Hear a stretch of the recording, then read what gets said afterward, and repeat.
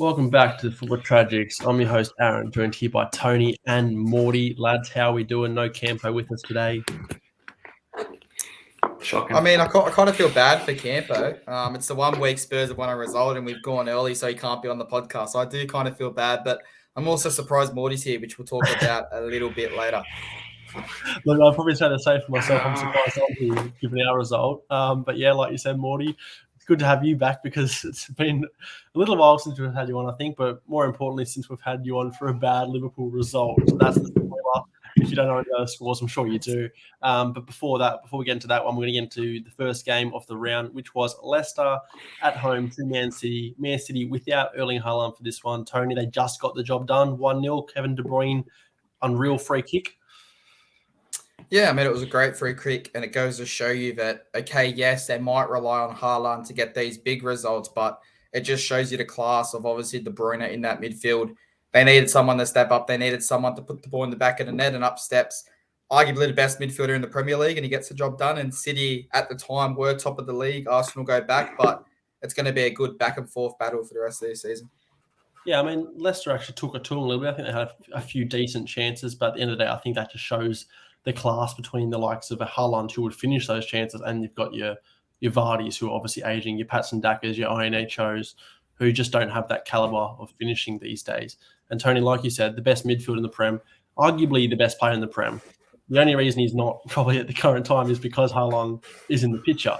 But Morty, they were without Haaland. Alvarez started up top this game. He hasn't been given too many minutes for him, but what are your thoughts on him? What do you make of City, I suppose, without Haaland? They got the job done here, but can they get it done if he gets injured again?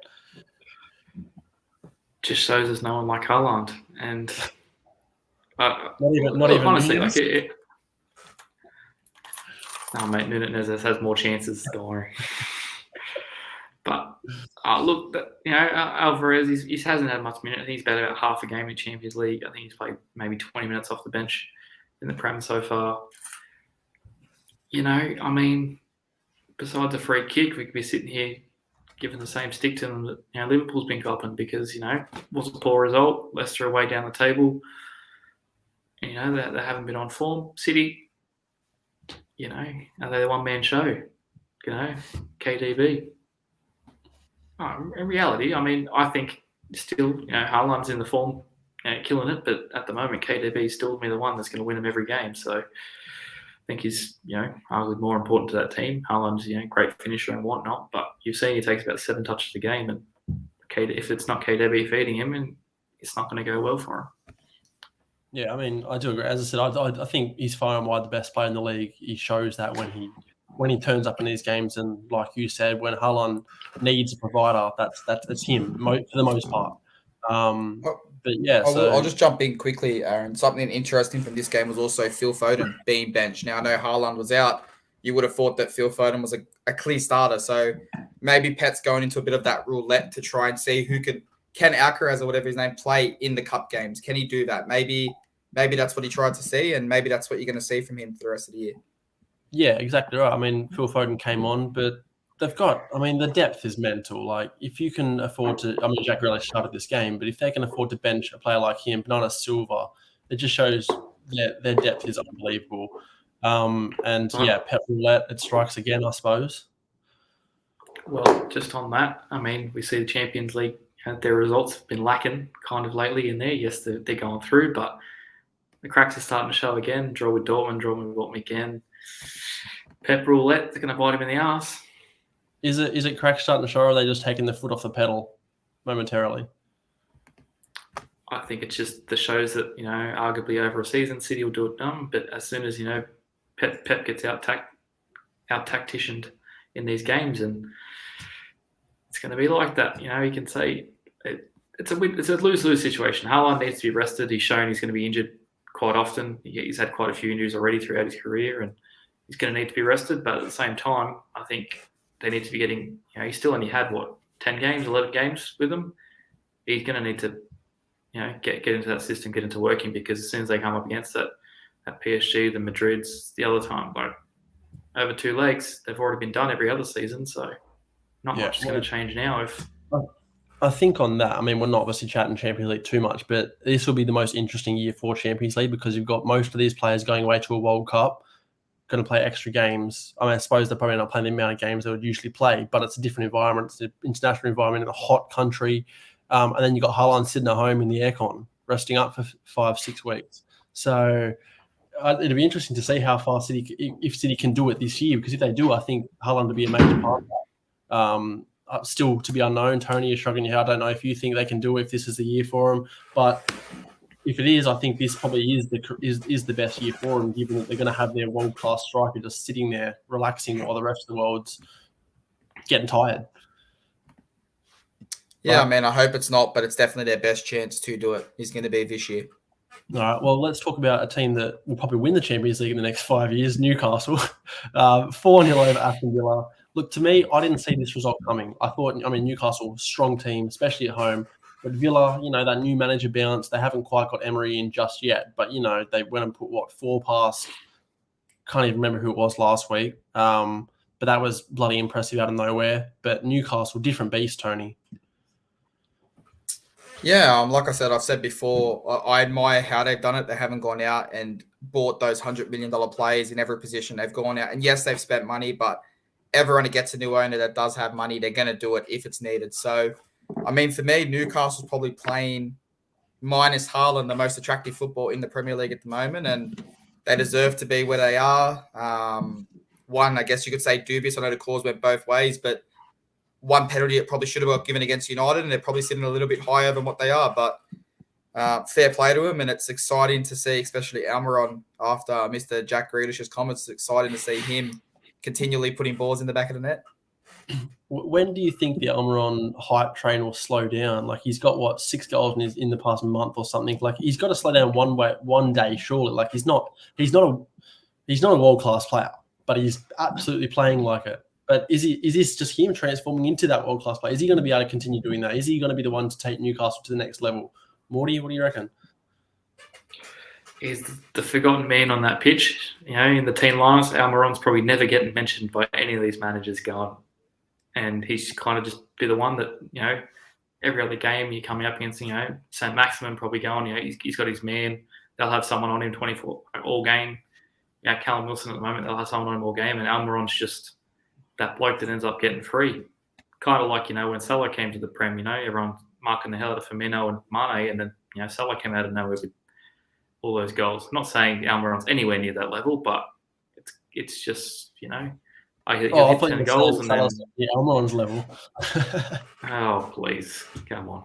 Salah's not... He's asleep at the wheel and he's still got the same amount of goals. But, yeah, he's just, you hit 10 goals, that teams will start working it out and going back to thing. But then in saying that, Newcastle will just go, well, you know what, someone else come score. They scored 4. They put 2 past Tottenham. They're going to be, a hard one to sell. Like, they get another decent midfielder into that squad.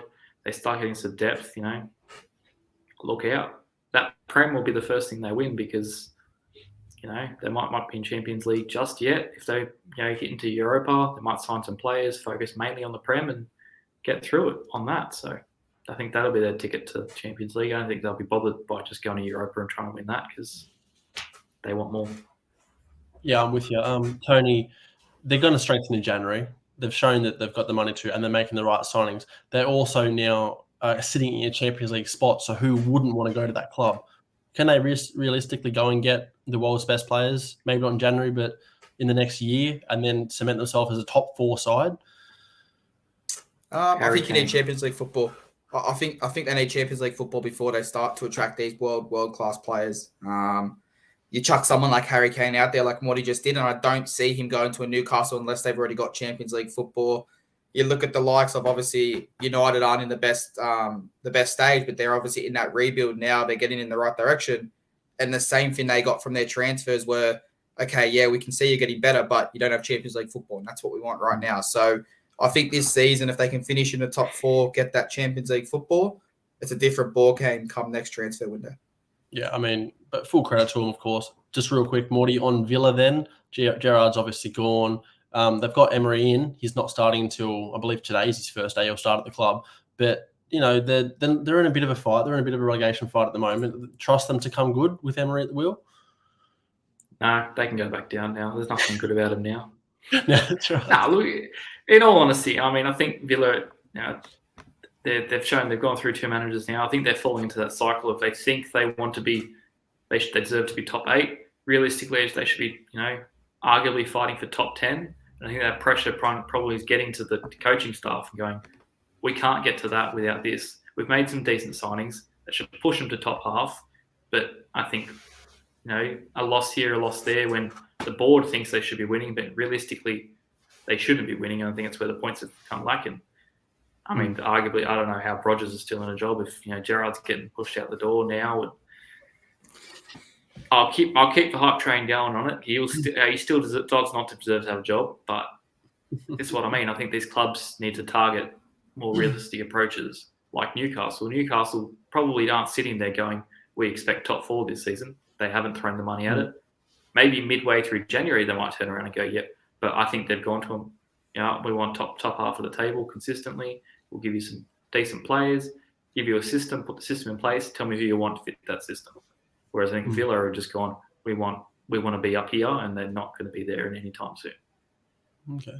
Just on, I suppose, that relegation you get 3 points in the relegation fight and you almost think, all right, that's us out of the safety zone for a little while. But every team, like we'll get into, is picking up points at the lower end of the table. Like nobody's going to be safe. I feel like this is going to be one of the higher bottom half finishes. I feel like 40 points, they say, is the magic number, but it could be 50 points this year, honestly. So it could be a real scrap down there. But before because Liverpool gives them the points.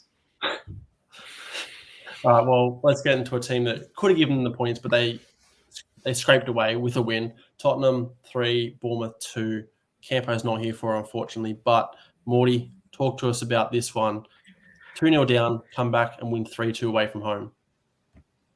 I don't care. Spurs are still shit. Campo wanted to rip into Pool every week, but we flogged these bastards 9-0. So get a grip, Tottenham. Come at me. Tony, it took until the 92nd minute to register that 3 points for Spurs. It's a huge 3 points because had they have lost this game, I think, again, it's one of those ones where Conte would not be happy and it could just start to spell the end for him, in my opinion, just as a manager who is hot-headed and doesn't like things when things don't go his way. Yeah, I mean, obviously, good result for Tottenham, a deserved result. I know you can talk about the 2-0 down. They came back. They only won it late. But if you look at the stats, they dominated possession. They dominated the shots. I think Bournemouth had 2 shots on target each half and put one of those away. So, again, it's going to be frustrating. I think there's more negatives to come out of this game than positives for Tottenham. But given their last couple of weeks, obviously United, Newcastle, all those results, I think Conte will be happy that they showed a bit of fight this week and they brought it back because, like you said, it now keeps them in that top 6 battle. And also it gives them that bit of momentum going into, obviously, European football and then moving forward to those last few games before the World Cup. Yeah, absolutely. I mean, speaking of European football, they're in the biggest pickle, I suppose, of any group right now. All teams can qualify, so they need a win. So that'll be interesting because they've got to manage, they've got to make sure that every player is fit and healthy. But a game I'd love to be able to skim over, but we're not going to. Brighton 4, Chelsea 1. I mean, just from minute 1, from before the game, it was just lost. Like, didn't turn up. 5 minutes in, Trossard scores. But before that, even 2 minutes in, they should have been 1-0 up. So I don't know what happened. I don't know. Potter, I think, tactically just got it wrong. He maybe overthought it, was going back home and thought, I'm going to out-tactical them. But in fact, it was De Zerbi who did that to us. And they got the better of us. 3-0 before the break, 2 own goals. Kai Havertz, shit header, but it went in. And then again, just wasn't enough. There was no fight back even after that goal. We went on the defense again after going, after scoring to go 3-1 and try to get back into the game. We just went on the defense again, and then they killed it off in the 92nd minute. Tony, before I suppose continue and get into it a little bit, what are your thoughts on the game as a whole? As a whole, like you said, it was quite disappointing that Chelsea kind of didn't throw more at them, especially once they were behind. Like, I don't see a difference in losing 5-0 instead of 4-3 if you try and fight and throw the bus at that attack. But I think we've also got to remember that this is a Brighton that Potter designed and we've seen last year to go against these big boys and break down these big boys and get goals. So it doesn't shock me 100% this result. Obviously, they smacked United early this year. they've come out, they've now smacked Chelsea. We're still seeing for at least a year and a half, what Potter's done to that squad. So great result for them. Lord Voldemort gets a 1-0 win over Harry Potter so far this year. And it put us above you. So it's happy days. I wouldn't say it's the perfect ending, but it's almost like the perfect result for, like you said, Potter built this team. And then the team that he leaves to go to gets smashed by the team that he built. It's almost like it's the perfect harmony, and it was almost meant to be. But like Trossard, for example, I'd bloody have him at Chelsea tomorrow. I think he's unbelievable. And to be honest, I think it's a player that could definitely come because obviously he's worked under Potter before. But yeah, Brighton, Potter built a team, and De Zerbi's now taken that team in and plays similar football as well. So I think for Brighton, again, like Newcastle, don't have the same budget, but the sky's the limit. If they can really push on, they can become the new Leicester, the new Wolves who were pushing European football. Morty, thoughts on the game? Brighton just don't make sense, to be honest. I mean, 2 years ago, we were sitting there going, how the hell... Well, once they sold Ben White, we're like, well, that's the end of Brighton, to be honest. Most of them had us to go down, or I think I had them to go down or just around there. And it's not like they've used money to bring in any other big signings. Like, they've just got some squad. They've built on what they've got, they've invested in themselves, and, well, they've come out better for it. I mean, they've got now points off Liverpool, Chelsea, United, and someone else. I can't remember who it was, but, barring City, they're sitting pretty up there. They've still got the easy teams to come. Not like the rest of us. We've still got the rest of the top teams to go, but they could be there or thereabouts. I mean, come on, mate. Six. Give United some credit. We've played about half that top six, so give us some credit. You're part of the big six, mate. Yeah, I'm saying, but we've played Liverpool, we've played Arsenal, we've played City, we've played Chelsea, we've played Newcastle. There's your top 7 sides right there. I know, but I'm saying Brighton have taken points off you, so that's where that's all I'm saying. Like I'm not sitting here hating. My team's below them. So. We saw Brighton when they were coming first a couple of years ago. It was like snakes and ladders. They're going to go up and eventually they're going to drop and they'll finish mid-table like was expected at the start of the season. That's where they're going to end up. I suppose for a team like Brighton, though, you want to start strong because it just gets any of those the early nerves like a Villa is falling into right now. As a Leicester, Wolves, they're falling into right now because you start slow, you've got it all to do, whereas they've started strong and they're flying out the gates, Fulham as well, and no sign of relegation, no, not possible. Let's get into a team that could go down and their manager could be sacked any minute now. 1-0 Palace over Southampton. I feel like the next bad result for Southampton could spell the end of Ralph. I think Saints fans are growing tired of him every week. As I said, I think it's just a matter of days now. The next result, if it doesn't go their way, he's out the door. Tony, what do you think? Oh, yeah, I think I've got to agree here. It was a very even game on the scheme of things, and I think that 1-0 result does show how even the game was now. I mean, Jared used to be on his podcast as a massive lover of Ralph, but even he said the other day, I'm done with him. Get rid of him. We need someone else in. So as soon as you lose the fans, like Gerrard, you start to lose the dressing room, like Gerrard. It's just a matter of time before he sees the door next.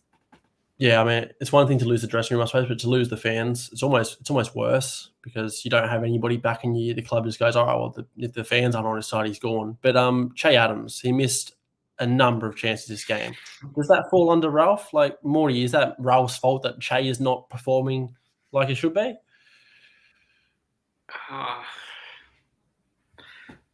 It is and it isn't. I mean, but he's given him chances in the past and he hasn't scored. He went, 30 weeks without scoring, and then he ended up finished with about 5 goals in the last 8 games. But he hasn't done anything since. And as soon as the pressure was off, he was banging goals then. And then, pressure's on again, and you can't find the back of the net whatsoever. I don't think it's really Ralph's fault. He bought him, he's in good form. You gave him the right time. He probably went to the right club. Just he isn't the man to take him there. And maybe on Ralph that, probably should have seen it, that he maybe should have invested in some actually proven talent. I mean, he got Che Adams in and Theo Walcott in the same window, like a bloke that hasn't done it and a bloke that is about 42 years old and isn't going to last very long. So maybe some questions can be asked. That was 2 seasons ago now, and he's done even worse since. So walk out. I feel like Che's best goal scoring run has only ever been 3 games max, if not only 2 games in a row. So, I mean, regardless of what team you're playing for, maybe a Forest, like, a very down there team, but you should be able to, notch up 5 in a row at some point in your career. And he's not really been able to do it since leaving the Championship. So he might just not be Premier League quality. And for a team like Southampton who are trying to stay up, they need a striker. I suppose like a Mitrovic who's going to bail them out at times. But before we get into Mitrovic, we're going to get into Brentford. 1-1 with Wolves. Tony, thoughts on this game? Oh, I mean, it was a result that I think both teams can walk away happy. I can't help but laugh at seeing a red card to Diego Costa. The bloke hasn't changed. But that's his first ever Premier League red card. That's the craziest part about it. It's his first ever Premier League red card, but we know he's an absolute hothead. We spoke not too long ago about how players got under Nunes' head. He threw the headbutt. Diego Costa's had an absolute brain snap here. He's got red carded, and it doesn't shock me that when I saw a red card, I didn't watch this game live, but when I saw a red card pop up on my notifications, I was like, if Diego Costa's on, that's his. It's his, 100%. Yeah. But a good result for both teams. It's another point in the right direction, and it was a late red card, so I think a draw's a good result. Yeah, I mean, I think a draw is not a bad result, but given where Wolves are on the ladder, they wouldn't be taking a draw. They need the points they can get. Ruben Neves, brilliant goal. He only scores brilliant goals. He's going to be off before you know it. I can't see him staying if they're going to be in a relegation fight. It's also Brentford at home, mate. We've seen how dominant Brentford can be and resilient they can be at home. But that's the thing. Like, it's a tough game, yes, but Wolves just need wins. But I suppose, at this stage of the season, maybe a point is still all right. But I'll take it. Diego Costa will miss a few games, that's for sure, because it is a headbutt like what Nunes got 3 games, probably 4. So let's now get into Fulham. 0-0 with Everton. Again, Tony, I think, do you take this if you're both teams? Not a bad result? Oh, I mean, it's not a bad result, but obviously I think it's a better result for, I guess you could say, Everton. They're in that relegation battle at the moment. Yes, they're on 14 points, but they're only 1 win outside that relegation. So it's a good point. It's another step away. But if you look at the scheme of a whole season, this could be the game where you go, shit, if only we put a goal away and we won this game, we'd be staying up. So that's the potential this game has. So I think it's a good result now, but it'll be a bad result for one of these teams come the end of the season. Morty, 24 shots, 6 on target for Fulham. Should they be, with Mitrovic, should they be scoring goals there? Well, yes, but I can't comment considering the game we're about to get into, but yes, they should be converting some of those chances. However, Everton, they're out to get whatever point they can from every match. They know they're not going to win many. They're going to get draw. They're happy with that.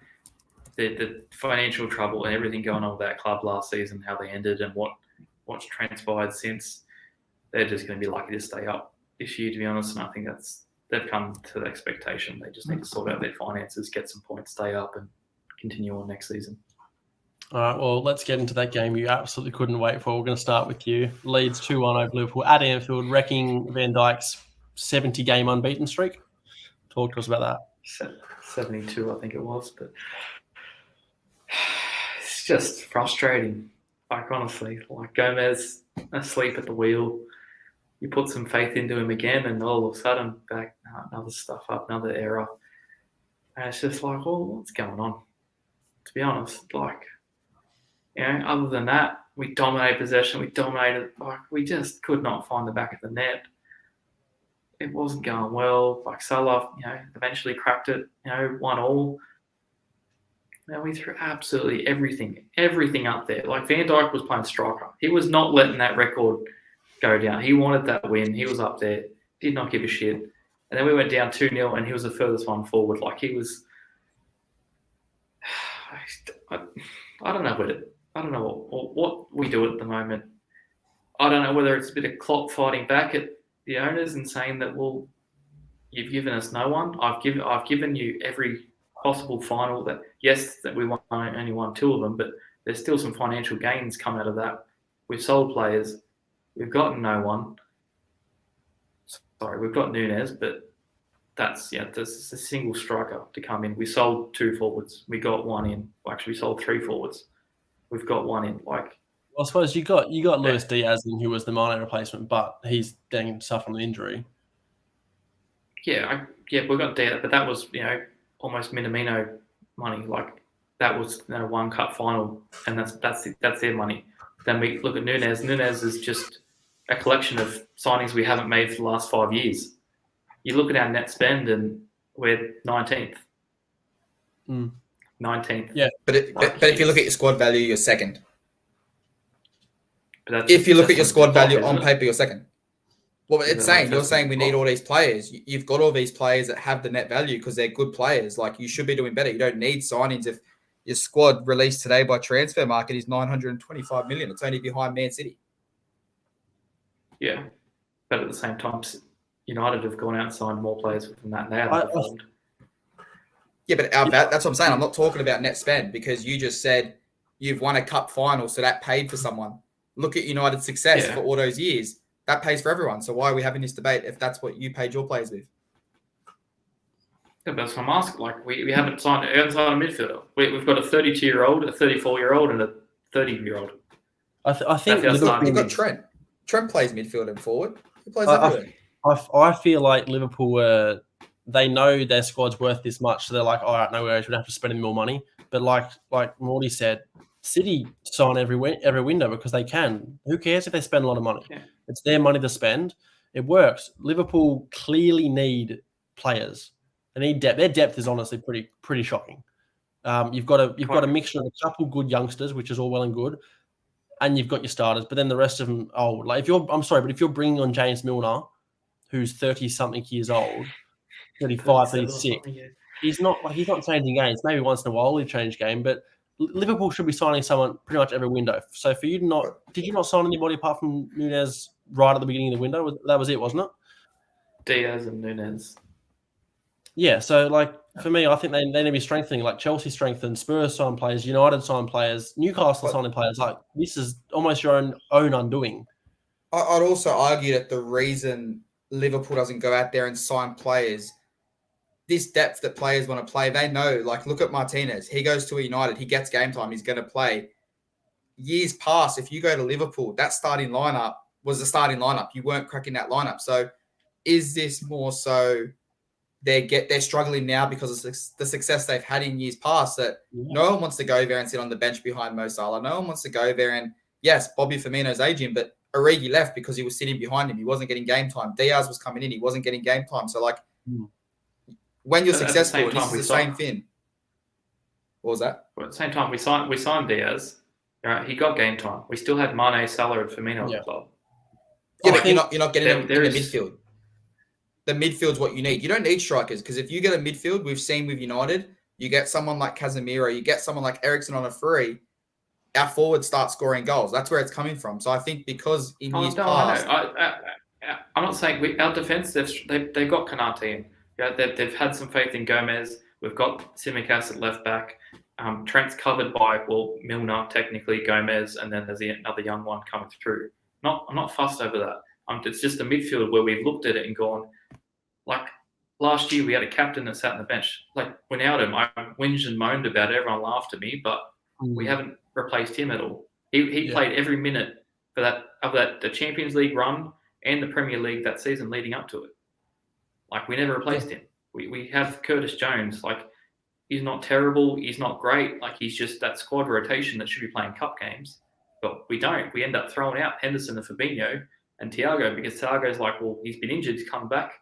And then all of a sudden we get to the weekend and it's like, no, that's your midfield again. And I will say you are obviously you are missing Arthur, who you did sign for a bit of depth. He is out injured. Obviously, that was a bit of a disappointing signing on loan. But I mean, maybe that's what Klopp's going for. He's going for those players. The only reason he went to Arthur though is it was because it was a rash decision. They had nobody. It was like last couple hours. Our first chances all went to other clubs. I think yes, it is probably Klopp's fault where he's like, this is our midfield. But if you really look at it, we've had Wijnaldum. Wijnaldum played all these minutes, and it's come in. It's now been replaced by a Thiago and Jones split or a Harvey Elliott split. Like the minutes are there. Is Naby injured? He's injured again. Yeah, look, but at the same time. Out of most of the teams in the league, I can attest that Liverpool probably do cop one of the most injuries. And that sucks, for you guys. But then that the Puffers have run out, mate. you The need puffers to, must have run out. you need to spend money. And I think then I agree with Tony as well, is the fact that you probably are a culprit of your own success, because Klopp comes across as a very stubborn man, thinks he's right all the time. So I think he was like, this is my team I've got. We've won trophies. Why do I need to strengthen? No, I think it is. But at the same time, it's like, well, what do you want to do? You play the City tactic, you win the league every year, you've got the squad depth, but then it gets to those cup finals that everyone ends up remembering. That's where Liverpool shines. Yes, we've won one. We've played in 3 now. Of the 5 years, we've been in the Europa League final, Champions League final 3 times. Klopp knows how to get to these things.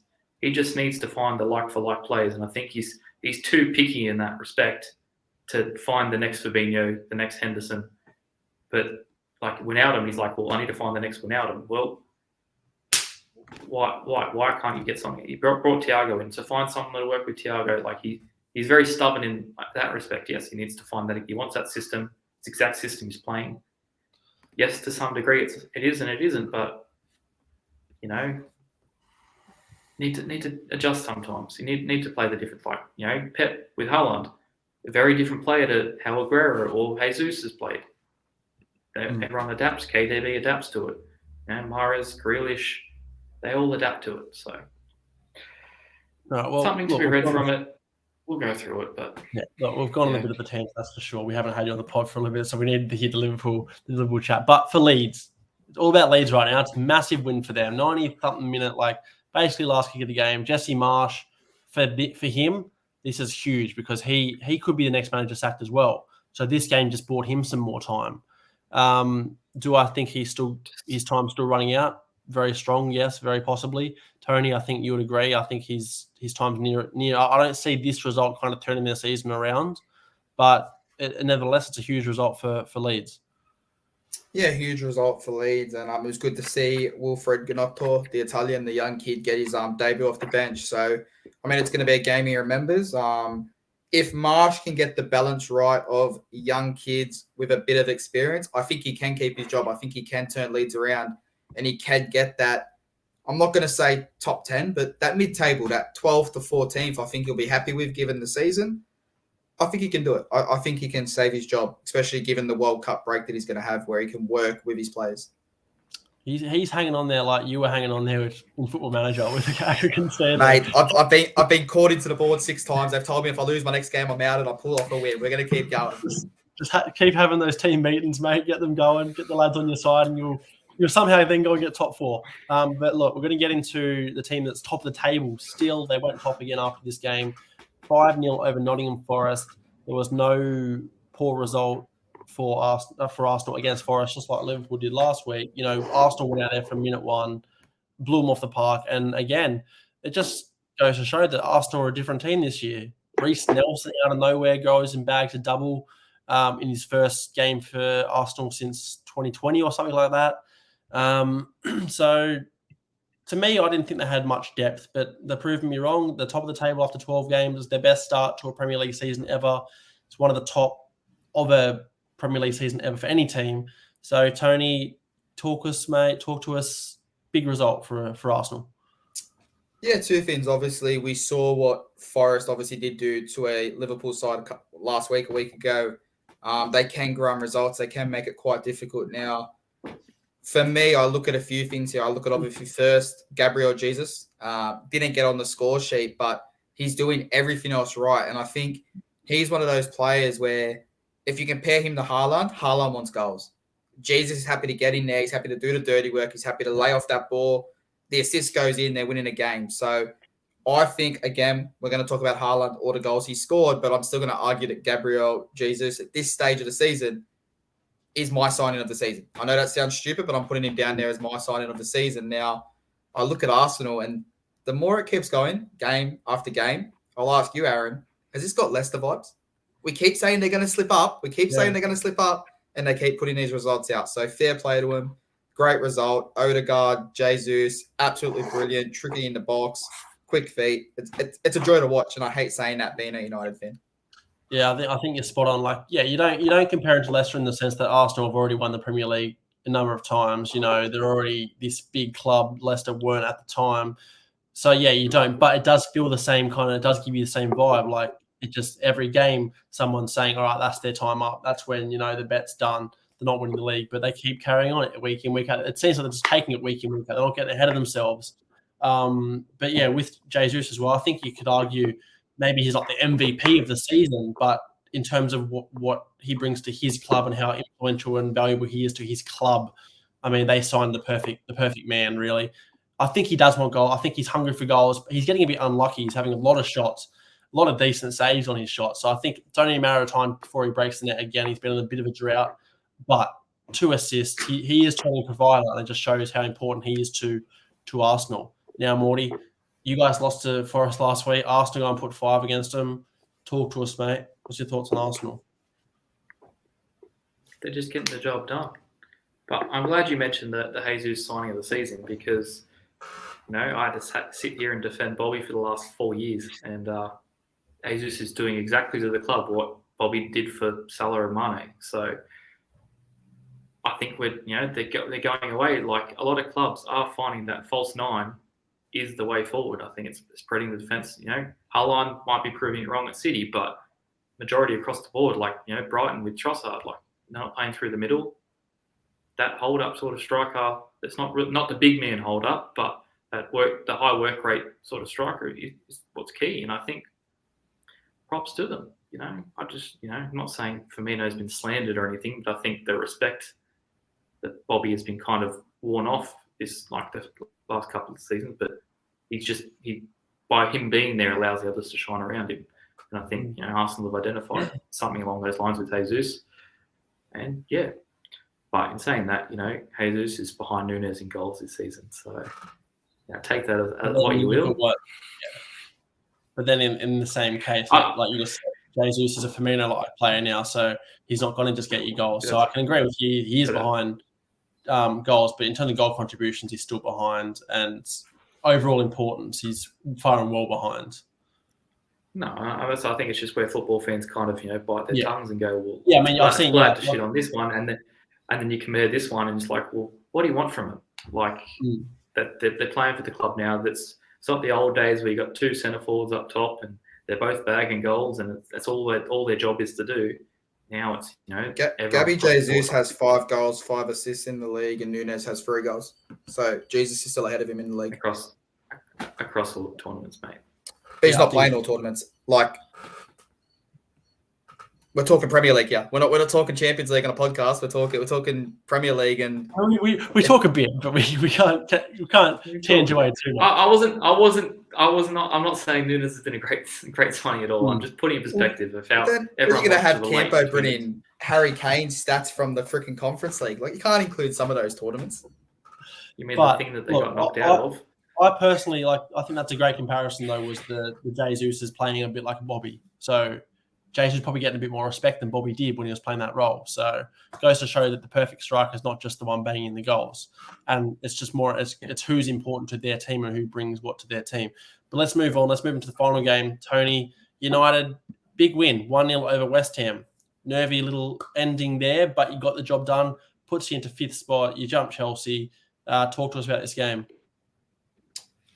Before we jump into this game, I think it's a robbery that De Gea wasn't in that Spanish top 55. I think he's shown time and time again, and he showed again in this game how important he is. Now, is he our long-term keeper? I don't know. Obviously, Ten Hag said that there is, and Morty's run out of battery, so it's just me and you, Aaron, for the rest of this podcast. But obviously, with De Gea, obviously, he's getting better with his feet. We're seeing him. I think there was a chance in the first half where he came out and he swept it off his line because Maguire wasn't getting to that ball. So we're starting to see improvements. I look at Martinez. He had Maguire next to him, but again, Martinez is starting to prove all those doubters wrong. He's putting in great performances. He's an absolute mongrel when anyone comes near him with the ball. So that is the centre-back, and arguably he's been the best centre-back we've had since Rio, since Vidic. So good things at United. Dalot, Luke Shaw, they're looking like brand new players. Dalot looks like he's a world-class beater at the moment, how he's playing in that position. The midfield, well, Casemiro, he's turned the whole midfield around. Eriksen's on a free, giving that assist. And obviously Rashford with Mr. 100. But again, same questions asked. We've got no Varane till the World Cup, till after the World Cup. we're probably stuck there with either Maguire or Lindelof. And if you ask me in the first half what I thought, fuck, Maguire was terrible. But the second half, he pulled it back. He probably had a somewhat decent performance, stopped the shot that was going in. Yep. So it's going to be an interesting one. United are on the front foot moving forward now. They are starting to put together results. Do I think we win this game a year ago? Probably not. I see us conceding here, losing that game. There's not much more to say. I think Ten Hag has a plan. It's the same as when Klopp came into Liverpool. He has a plan. He's going to implement it. We're probably seeing it a lot quicker than what some of us thought, but it's good. It's good coming into these podcasts week in, week out and being happy more than I am sad. So a good turnaround minus the first 2 weeks of the season. Yeah, I think you're spot on. The way to look at this game is, as a whole, United beat West Ham 9 out of 10 times over the course of the history. But last season, you don't win this game. So those baby steps, albeit United shouldn't be taking baby steps, but that's the way it is. It's a rebuild. Ten Hag's got his boys playing how he wants. He doesn't stand for any nonsense. He'll bench whoever, he'll drop whoever. He dropped Anthony this game, or didn't play him. You come away with a 1-0 win here, where last year you probably don't. So onwards and upwards for United. You're looking good. You're unbeaten in however many. And credit to you, Ronaldo. I think he's kind of worked his way back in the team. What he start this game with Rashford, so that kind of shows as different. Maybe Ten Hag's willing to play that style, and maybe Ronaldo taught Rashford how to head a ball, because that was a Ronaldo header, and it was gone on 100. So hopefully Rashford can teach Ronaldo how to do it, because he's been struggling a little bit with those headers. So we'll see. Yeah, but look, good win. As you said, Morty disappeared at the final game. He was running on low battery. We were trying to get it done in time, but still 2 of us to finish up. So you say low battery, but he never likes talking about when United are doing well. So maybe there's a bit of 50-50 it was just in there. A coincidence, because he was talking about Liverpool for a while. Coincidence. Maybe he was prolonging it. Well, that's why he brought up Firmino, so he could prolong that battle. End on a high note for him. That's it. All right. Well, Tony, thanks for joining me. Morty, thanks for joining me when you see it. And we'll catch you again next week.